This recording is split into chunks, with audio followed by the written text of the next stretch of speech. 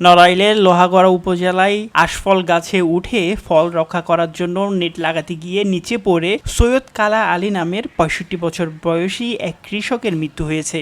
শুক্রবার ৩ জুলাই সকাল 10:30টার দিকে শামুকখোলা গ্রামে এ দুর্ঘটনা ঘটে। গুরুতর আহত অবস্থায় তাকে লোহাগড় উপজেলা স্বাস্থ্য কমপ্লেক্সে ভর্তি করানো হয়। সেখানে চিকিৎসাধীন অবস্থায় রাত 8:30টার দিকে তার মৃত্যু হয়। নিহত সৈয়দ কালা আলী শামুকখোলা গ্রামের মৃত সৈয়দ ইয়াত আলীর ছেলে। স্থানীয়রা জানান, বাড়ির আঙ্গিনায় থাকা আশফল বা কাটলিচু গাছে উঠে পাখির হাত থেকে ফল রক্ষা করতে নেট জাল লাগাচ্ছিল কালা আলী। এই সময় অসাবধানতাবশত ভারসাম্য হারিয়ে গাছ থেকে নিচে পড়ে গুরুতর আহত হন। পরিবারের সদস্যরা দ্রুত তাকে উদ্ধার করে লোহাগড়া উপজেলা স্বাস্থ্য কমপ্লেক্সে নিয়ে যান। চিকিৎসকদের সর্বোচ্চ চেষ্টা সত্ত্বেও রাতেই তার মৃত্যু হয়। নোয়াগ্রাম ইউনিয়ন পরিষদের ৫ নম্বর ওয়ার্ডের সদস্য সৈয়দ নবাব আলী জানান, নিহত কালা আলী তার চাচা। সকালে গাছ থেকে পড়ে আহত হওয়ার পর হাসপাতালে নেওয়া হলে রাতে তিনি মারা যান। এদিকে লোহাগড়া থানার পুলিশ পরিদর্শক অজিত কুমার রায় জানান, এই ঘটনায় পরিবারের পক্ষ থেকে কোনো অভিযোগ না থাকায় আইনি প্রক্রিয়া